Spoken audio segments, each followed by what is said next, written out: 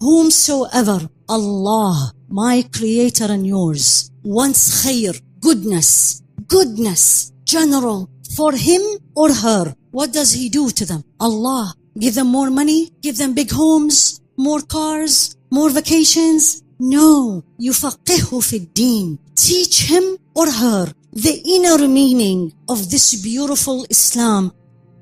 I want to start with a story, and always when we start with stories, I can capture your attention, hopefully. It's a beautiful food, so hopefully I can take you away a little bit from the food.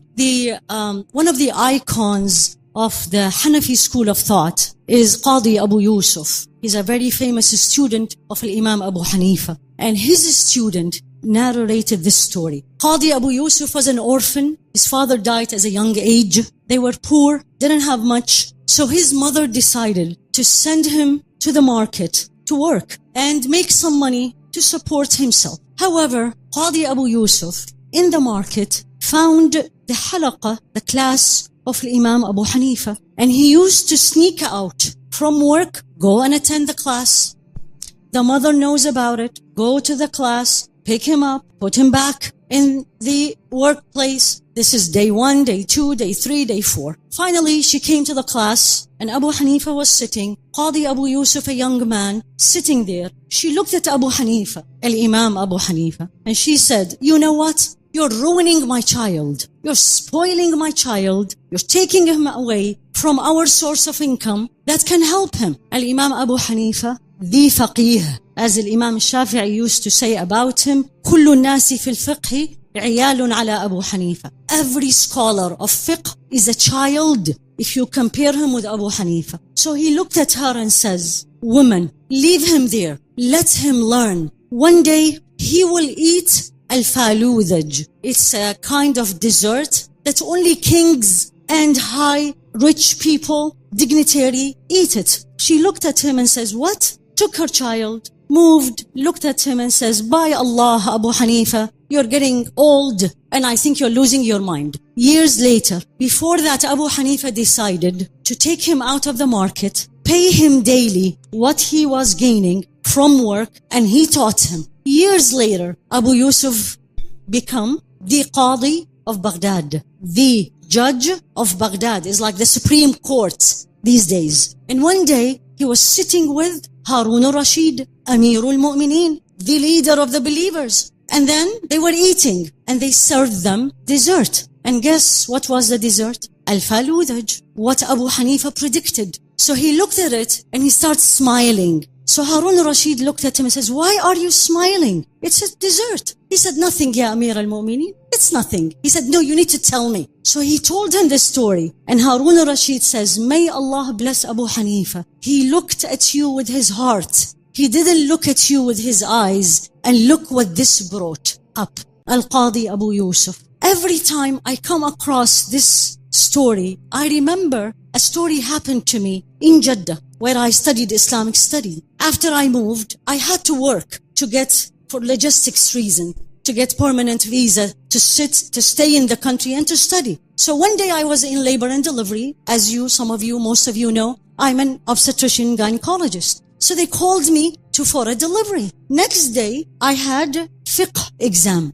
So I brought my books with me because sometimes delivery takes long time and I may be able to study. So I left my book, and it was book of fiqh, al-umdah, and went to see the patient, came back. One of my colleagues next to me looked at me and said, he picked up the book and he said, what is this? What is gonna give you? How much more you will make? Very common question, very common concept. We look at knowledge, how much money it will bring me. And I remembered, of course, the word of Allah. In the Quran, and most of you, inshallah, you know, there's a lot of du'as. There is a lot of supplication. Allah taught us. رَبَّنَا آتِنَا فِي الدُّنْيَا حَسَنَةً رَبَّنَا لَا تُزِغْ قُلُوبَنَا بَعْدَ إِذْ هَدَيْتَنَا, and on and on and on. And if you look at almost all these dua, except one, there was no teaching that teaches you and me to ask for more, except one, in Surah Taha. And Allah said it through Rasul alayhi salatu wasalam, and it's a dua. وَقُلْ رَبِّي زِدْنِي عِلْمًا. Oh Allah, increase me in knowledge. Increase me in knowledge. Teach me more. Never, ever is enough. And knowledge, because that's a very common question. A lot of people ask, what is knowledge? Which one? So everybody has to go and become an imam and a sheikha and memorize the Quran. What about the others? The answer in a simple word, and it's not my words, scholar's word, is any kind of knowledge. Number one, halal, is allowed by Allah subhanahu wa ta'ala. And number two, brings you closer to Allah subhanahu wa ta'ala. That's what you should pursue. If it is otherwise, then you need to think about it. Is this easy? Is this available? Is this something we want to do? What will make me do it? A lot of people ask me this. What made you go and study Islamic studies and you're already an obstetrician and gynecologist? Why? Simple answer from Rasul alayhi salatu wasalam. And this is a hadith by Muawiyah, and it is in Al-Bukhari. And Rasul alayhi salatu wasalam said this to each one of us. Your Rasul, my Rasul alayhi salatu wasalam, said the following. من يرد الله به خيرا يفقهه في الدين. من يرد الله به خيرا يفقهه في الدين. Whomsoever Allah, my creator and yours, wants khair, goodness, general, for him or her, what does he do to them? Allah, give them more money, give them big homes, more cars, more vacations? No, يفقهه في الدين. Teach him or her the inner meaning of this beautiful Islam that Allah subhanahu wa ta'ala gave you and me. Unfortunately, the time we are living in, the materialistic life we are living in, this become when I have time. This become when I can, after I finish things. 1, 2, it's too difficult, not available, I can't do it. Every time shaitan come to you with this, remember another hadith of Rasul alayhi salatu wasalam. And he said the following, and this is in Imam Muslim and narrated by Abu Hurairah. من سلك طريقا يلتمس به علما من سلك طريقا يلتمس به علما سهل الله له طريقا سهل الله له به طريقا إلى الجنة. Do you want to go to Jannah? I don't hear an answer. Any doubt? Do you think you can? Inshallah. I love this inshallah. Yes, for sure. But I need to work for it. Simple answer by Rasul alayhi salatu wasalam. Start learning. Start learning. Look for it. من سلك طريقا. Start the path. Anything. A small lecture. A small book. A small course. Bigger. Whole Islamic studies. It doesn't matter. He did not define it. He said just take the path. Do it. Like you want to be physician, teacher, IT, CEO. All these are fine. But why not the other one with it? You take this path. And that's the hadith. سلك طريقا. You take the path. سهل الله له به طريقا إلى الجنة. Allah will make it easy for you in this dunya, and more important, your path to akhirah, to Jannah. He didn't say akhirah, he said to Jannah. You want to go to Jannah, start learning. Start learning.